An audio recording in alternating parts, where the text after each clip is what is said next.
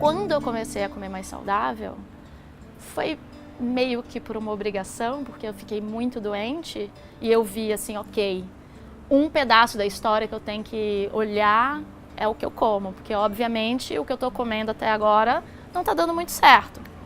Eu falei, puxa, eu já gosto de cozinhar, que tal eu explorar esse pedaço da história, usar uma coisa que eu já gosto, para poder me apropriar de algo que eu tenho que fazer por mim mesma, né? E aí que nasceu esse conceito que eu uso muito de cozinhar é o maior ato de amor que a gente pode fazer para a gente mesma. E por que o cozinhar especificamente? Porque muda a nossa relação com a comida. Tem que passar pela cozinha para a gente transformar a nossa relação com a comida. É uma condição sine qua non. E por quê? Porque é ali que você vai olhar por todo o processo que se passa para aquela comida chegar na sua boca. Quando a gente compra do pacote, desensitiza esse pedaço da história. Tá pronto, enfiei no micro-ondas, tá pronto. Matei aquela fome que é o estômago gritando que precisa de alguma coisa. Ou aquela fome que é minha TPM tá mandando eu comer chocolate do pacote. Quando a gente passa pela cozinha, eu vou aprender a observar melhor quando é que minha fome manifesta e por que ela manifesta. Porque eu vou ter que ir para a cozinha produzir alguma coisa. E quando eu aprendo a cozinhar, eu começo a olhar para os alimentos e a forma como eles se processam para eles se transformarem naquela coisa super gostosa que eu vou comer. Aí tem outro pedaço da história que depois a gente pode explorar. Não existe comer saudável sem comer gostoso, sem ter prazer de comer, né? Então essa é uma parte muito importante que a cozinha também me ensinou a fazer, que faz parte de dar amor pra gente também. Quando a gente encontra um meio, da forma como a gente funciona, que já vai alavancar um processo transformativo que a gente sabe que pode beneficiar a gente, e no meu caso, por exemplo, foi a cozinha. Cozinha já era um meio de autoexpressão e um meio, para mim, de prazer. Aí eu falei, putz, aí tem um ferramental que eu posso usar para eu me relacionar de forma diferente com a comida. Eu tô usando uma coisa que vai me beneficiar e isso é um ato de amor próprio. Quando a gente fala dessa questão do autocuidado, normalmente o aspecto físico da coisa é mais simples da gente entender, né? Ok, eu posso ter um ato de amor próprio colocando um verdinho na minha comida hoje, pronto, check na lista. Me amei hoje comendo couve. Mas às vezes a gente não consegue perceber, não tem a consciência de como é que a gente pode ter esse ato de amor próprio nas questões emocionais. Porque normalmente as questões emocionais a gente entra no furacão, essa tempestade emocional e não consegue saber exatamente o que a gente pode fazer para aquilo. E normalmente uma das formas que a gente mais comuns que a gente tem para poder lidar com as questões emocionais é usar a comida como uma forma de acalmar essa tempestade que está acontecendo ali dentro da gente, né? Comer um chocolatinho, comer um docinho, comer uma comida de conforto que seja.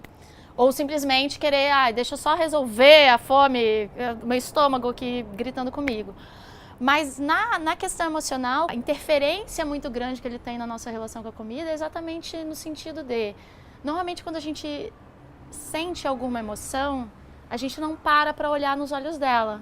A gente simplesmente quer resolver ela instantaneamente. A gente quer se livrar dela. Principalmente das sensações que a gente classifica como negativas. A gente aprendeu que elas não são válidas ou que elas são erradas. Então, portanto, a gente quer se livrar delas. E uma forma muito eficaz de se livrar delas é usar comida. Porque aí a gente não tem que mais ficar prestando atenção no que eu estou sentindo. Eu vou usar a comida para poder me fazer me sentir melhor, porque os processos fisiológicos fazem com que eu tenha um high, né? Tenha uma ondinha com aquela comida. Por exemplo, o chocolate que tem muito açúcar provoca isso. Mas não resolve o assunto. Na verdade, só retroalimenta o círculo vicioso da gente estar se sentindo mal. Agora, quando, por exemplo, a gente usa a nossa fome e usa a comida como uma forma da gente olhar para as nossas emoções de forma mais profunda, por exemplo, Tô com desejo de comer chocolate. Da onde tá vindo esse desejo de comer chocolate? Puxa, fiquei muito chateada ontem, anteontem com uma situação. E isso desencadeou uma série de sensações em relação a eu não me sentir boa o suficiente, ou a me sentir rejeitada. E isso faz com que eu me sinta extremamente desconfortável nesse mundo. Um jeito que eu aprendi de lidar com o desconforto nesse mundo foi né, usar o chocolate como isso, como esse antídoto dessa sensação ruim toda. Agora, e se eu escolher olhar só um pouquinho mais nos olhos desse sentimento de rejeição, mas só olhar mesmo, não fazer nada a respeito, não querer resolver nada a respeito. E se eu só olhasse com amor para isso? Como a gente olha para uma criança que sempre caiu e se machucou. Vem cá, deixa eu te dar um beijo, deixa eu te confortar. E não o confortar do embotamento que a gente faz com a comida, mas o confortar no sentido assim, sim, é sofrido. Sim, dói pra caralho. Sim, é foda quando acontece isso na nossa vida. Sim, essa é uma ferida muito fundamental minha. E investigando, fazendo terapia, eu percebi que isso tem uma origem XPTO e tudo mais. E isso é um gatilho pra mim. E volta e meia eu vou sentir isso na minha vida. É algo que existe, que é fundamentalmente humano. Se a gente só fosse humano. Isso que é a compaixão, né? Esse olhar pra gente mesmo enxergar. Puxa, sou isso, tenho isso, sinto isso. O simples ato de observar já quebra o padrão do desejo, o padrão da fome emocional. E eu não estou falando que está curado para sempre. Longe disso, não existe cura para as questões emocionais que a gente tem. Mas existe a gente aprender a gerenciar isso. A olhar para isso e falar assim, nossa, não há problema tão grande assim. Isso é só a condição humana. E olha que curioso saber que, putz, aquela conversa que eu tive com fulaninha ontem desencadeou todo esse processo que me levou a ter desejo de chocolate. E a culpa não é de fulaninha, nem a culpa é minha, nem meu corpo tá errado, nem tá errado eu sentir tudo isso que eu sinto. Simplesmente é. Então essa questão emocional passa muito por isso, por a gente, na nossa relação com a comida, da gente olhar que a gente é uma série de sensações que se transformam em vontades, que se transformam em atitudes, que retroalimentam tudo isso. E essa é simplesmente a condição humana. Respeitar que a gente é humana talvez seja a parte mais complexa dessa história toda, porque a gente aprendeu e é reforçada a rejeitar as emoções que são classificadas como negativas. Sendo que, na verdade, é uma onda essa história toda, né? A gente vai sentir alguma coisa muito, muito boa, muito, muito, muito legal.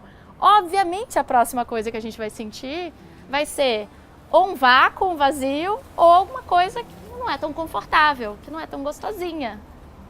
E a gente tem uma cultura que é viciada nesse feel good. A gente tem que ficar buscando essa sensação de estar bem com a gente mesmo o tempo inteiro. E a comida ajuda a gente a tentar chegar nesse estado de, né, é mostrado pra gente que a comida faz a gente se sentir, eu mereço. Sabe a cultura do eu mereço? Eu comi direitinho a semana inteira. Tô sendo escorraçada lá no trabalho, então no final de semana eu mereço tomar minha cerveja, eu mereço comer o salgadinho da festa.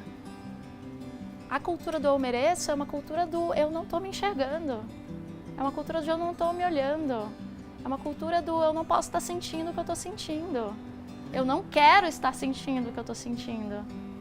A única coisa que eu tenho que ser capaz de fazer é gerenciar tudo que eu sinto. E o que é gerenciar tudo que a gente sente? Não é querer mudar o que a gente sente, mas é aceitar, abraçar, acolher isso que a gente sente.